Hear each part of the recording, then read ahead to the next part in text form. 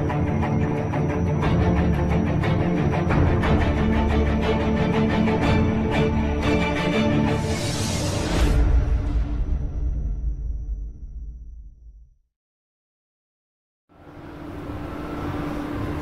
guys, this is Melissa Zad for Pep Talk UK.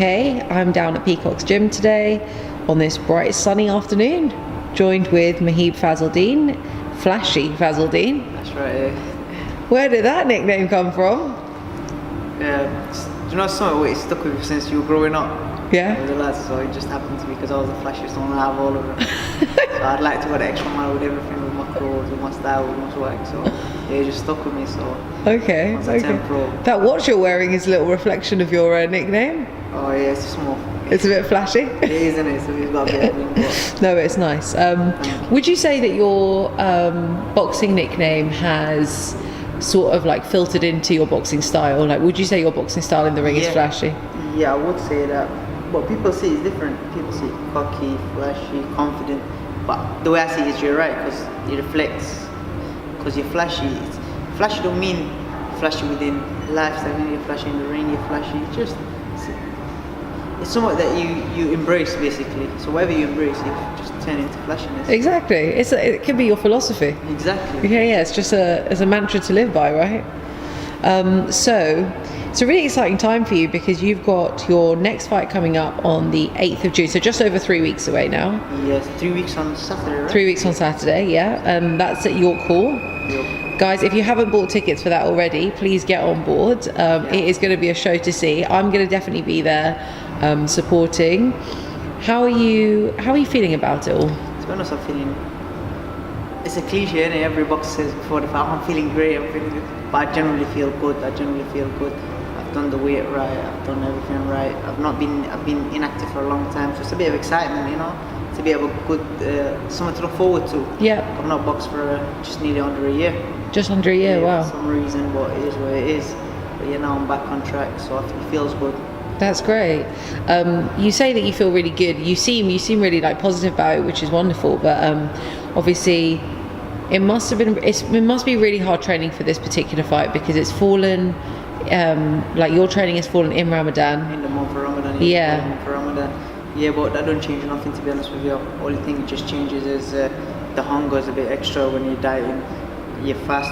We open our fast, start our fast at 3 something at morning hours. Every day changes, and close it around 8:45, 8:46. It just changes, varies. But it don't affect nothing, to be honest with you. It just shows hard work, dedication. You know what I mean? When it's all said and done, I'm a Muslim and I have to follow what's been written before us.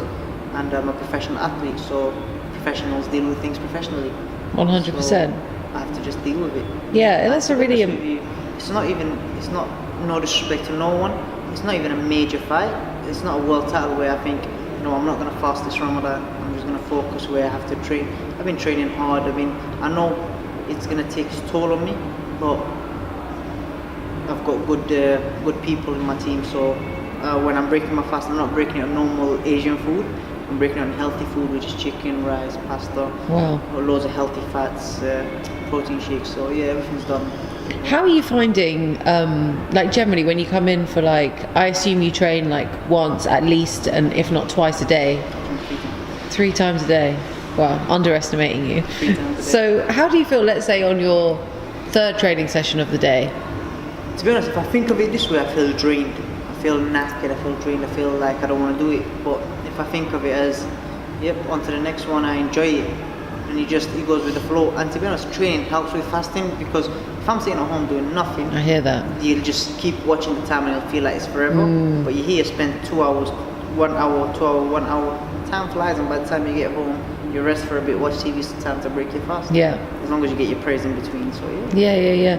I completely hear that actually. Like I sometimes do intermittent fasting, and like if I'm sat at home, I'm like, the starvation is crazy. Yeah, it's killer. You can't think of anything else. It takes your mind off it. Yeah. So here, like in the morning, I'd go shout out to Yusuf, my S&C coach from UAL. Go there, and then I'll get there about 8:30, 9 o'clock. We would have a workout, and me and him's like got a friend, brother to brother relationship, so we'll have a laugh, a joke. Time will pass by.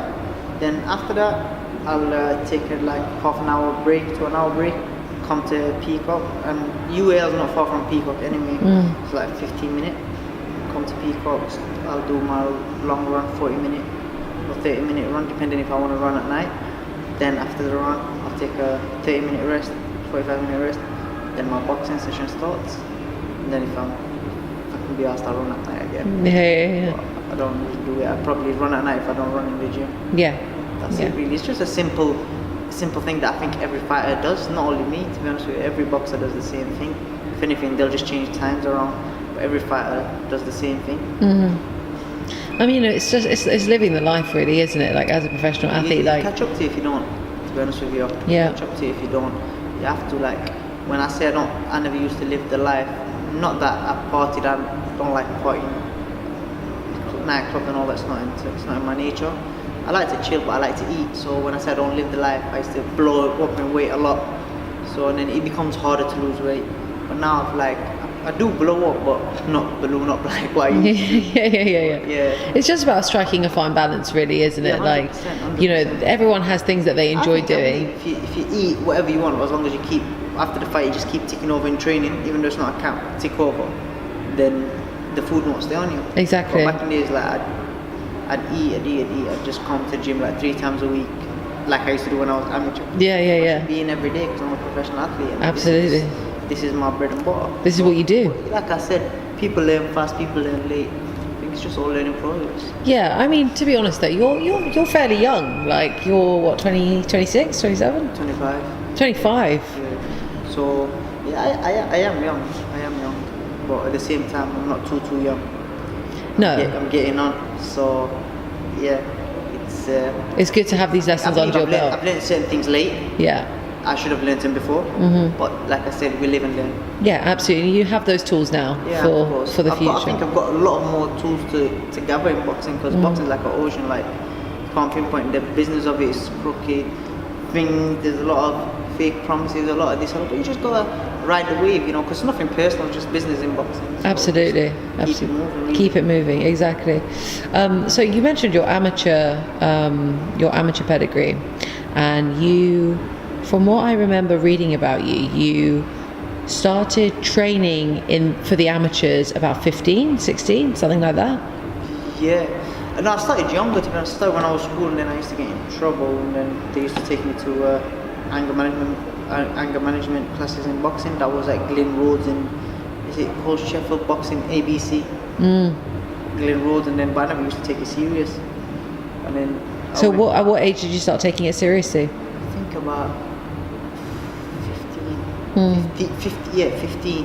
I had my first fight at 16 or 17. I think 16 or 17, but I took it serious at 15. And how, you know, you're thinking back to your first fight, how did it feel like walking towards the ring? I was gassed for my first fight. Were you actually? Yeah, I was gassed. I thought it was a world title fight, you know. I was showboating and everything. I remember it was against he's a good friend of mine now, like we talk on a regular basis. A guy I think called Adil Khan. But yeah, it's a good fight. It's a good fight. Did you enjoy it? Like, yeah, I loved it. I love fighting. You know what I mean? I just love fighting. Not in a bad way. So it sounds bad when you say I love fighting. I'm not a hooligan or anything, but it's just. I think if you ask any boxer, we just love to get bish bash roll up. Yeah. My style don't show us like a lot, but I just like to get hit and hit someone. Yeah. You know what I mean? Maybe because of the background I brought up in. And the well, some people just have that mentality, like you just have a fight mentality, you know. We used to do that, like, you know, growing up in that area. We grew up in the estate in Sheffield. Like, it'll be like the road will come in. There'll be like a big circle at the top, like a little roundabout, but no cars used to go there. So at night, all of us, the lads, would come out like from the area. We all used to be close, so we'll just bring boxing gloves and just spar at night, like literally at night, about 10 at night. Especially Ramadan times, you know, Ramadan people stay up to go pray the latest prayer. So we'll just be sparring at night, fighting each other, no gum shields, nothing. I remember so raw. Yeah, like I remember my first ever spar. It was at Glen Rhodes gym as well, and then me and my friends from school, yeah, let's fight. So went in, Glen Rhodes goes, okay, jump in the ring and spar to the body, and all he sees is just a bunch of Council Estate kids just punching the living shit at each other. And he's like, hey, stop, I don't have insurance. People like, no, We're punching each It's too other. late now. Yeah, and then we're laughing outside, nose bleeding, bust up, we were just laughing. That's amazing. Yes, memories. Yeah. I mean, it must be such a trip down memory lane to think back to your first fight, and then like to your first professional fight as well. Like you must have had a very different again, sense. See, whatever I did in my first amateur fight, I even exceeded in my first pro fight. Like I was sat with Prince Naz, me and his family are pros. Like Ali trained me for a bit, for quite a fair time in Sheffield. I've got all ultimate love for Ali and Prince and the Hamid family, great people. Even when he watched it, he goes, the confidence I see in that fight for it being your debut, it's like very close. I had my hands down, moving around, and I was just enjoying myself. That's a real sign of like when you see someone doing something that they absolutely love. It's like you see that like confidence. Once I'm in the ring, I enjoy it. I genuinely, it feels like home. Yeah. So how does it feel now? Like obviously you mentioned you've been out of the ring for just under a year. I think just by a year, to be honest. Yeah. Are you looking forward to going back and like showcasing the things I'm not happy with being out of the ring. I'm kind of upset about it, but like I said, it's nothing I can do in my hands. I tried everything I could do to get back in the ring, you know what I mean? But behind scenes issues and all this is what it is. You know, like I said, no hard feeling. We move on in life and we live and learn. So I'm not happy with missing that because it's a chapter that's never going to come back in my life. Money comes and goes, people come and go, but time never comes. Once it goes, it's gone. So that year has gone me doing nothing apart from having one fight. Yes, I did one fight. It was a good fight. It stepped me up in the rankings against a decent kid, but at the same time, I wanted to be more active. But like I said, at this particular fight, I'm looking forward to get back in the ring and show what I'm about, really. And one thing I've learned is, excuse my language, I'm allowed to say so. I don't give a fuck about people now. Whereas I used to think, at the moment, right about now, I'm focusing on only people I have to impress is my loved ones, the people I'm going to go back home to, and people I'm going to see on a regular basis, the people that have access to me any time of the day. They got my personal number. Apart from that, I don't really care about others. Like if I do something that people don't like, or if I box a certain way, or if anything I do that people don't like, I don't really give a fuck. Do you know what I mean? Screw them, simple as that. Yeah, absolutely. Do you know what I mean? I don't give a fuck about. I'm just focusing on me and my loved ones. Yeah. Because boxing is a dog eat dog world. You know what I mean? As long as I go home happy. I got a little daughter. You know what I mean? That's what I got to focus on. I got a family, a mom and dad, and missus. Yeah. So obviously it's really exciting to have you back in the ring. What do you see for the rest of 2019? You want to go back out a few times? Yeah, 2019, of course. What were we at? June, innit? Yeah, mate. It's just month 6 of this year. Yeah, we're in June, man. June I can't wait to get back. 8th of June. 8th of June is perfect timing for me. Just after Ramadan, 2 days after Eid. So that's I'm gonna celebrate Eid. And after that, I want to get a date straight away. To be honest with you, I want to get a date straight away. I want to make up for lost time. I want to give back the people that supported me throughout when I was inactive. And there's people that left me when I was inactive. You know what I mean? This industry, they don't like, once you're not active, they're not really interested. There's people that used to call my phone every time when I was active, but as soon as I went, didn't get a call from them. But there's people that stayed. So I owe it to them. It's time to go get what's mine. Like, division's looking a bit hot, and like I said, I'm a big super bantam. I only go down super bantam if it's a title fight. Yeah. If you look at my record, if it's not a title fight, I'm not bothered to go down super. I'm a very, very big super bantam, and just for the record, I do it comfortably. But it's just I'm lazy. I don't like dieting. That's why I choose not to. So the division's looking hot, so then we've got super bantam, feather, super feather. At the moment I think I'm ranked at super feather, so it's looking tasty, so I don't mind. Like I said, it's all, people call people out, there's no calling out with me. You know, I respect every boxer has a story to tell. You know what I mean? Every boxer's had it hard, every boxer's doing it for their family.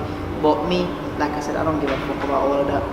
You tell me, come to China, we'll pay you $1 million to fight, or 100 grand to fight. I'm gonna go, or give me £1 million to fight in Zimbabwe, or 100 grand to fight in New York City or MGM for the world title, I'm gonna go Zimbabwe. That's where it is. You know what I mean? Yeah. It's a business end of the day. Like I said, no hard feeling. It's a business. It's not about clout. It's about doing what's right for you. I'm not interested in people like me asking for. I'm not interested in all that. I'm interested in my bank balance fucking chunky. Yeah.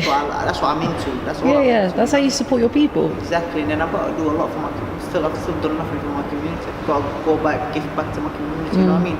Go back to Sheffield, to where I grew up. Where it all started. Yeah, man. To where we used to have sparring sessions on the street. You know what I mean? So we just got to give back to the community and help people. Up and coming fighters. You know what I mean? I want to do something for up and coming fighters. You know, just with my knowledge, I think I'm gonna have enough knowledge with the time to do something. So what I'm trying to do is get on with my career.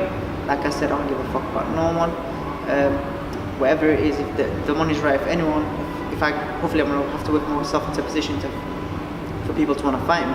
If the money's right, I'm willing to fight anyone, anybody, home corner, away corner, in his back garden. Anyway, if the money's right, I'm ready to rock and roll anyway, any division. I've told that to my manager, I've told that to my trainer. Yeah. I'm Gucci, whatever. Gucci, whatever. Absolutely. Talking about Ali Hamid's ringing me from Insta's brother. Well, Mahib, listen, thank you so much for your time. We wish you absolutely all the best for the 8th of June and beyond that. Thank you for taking the time to speak to us. Thank you, Pep Talk. Appreciate you guys. Thank you again for staying with us. Thank you. No worries.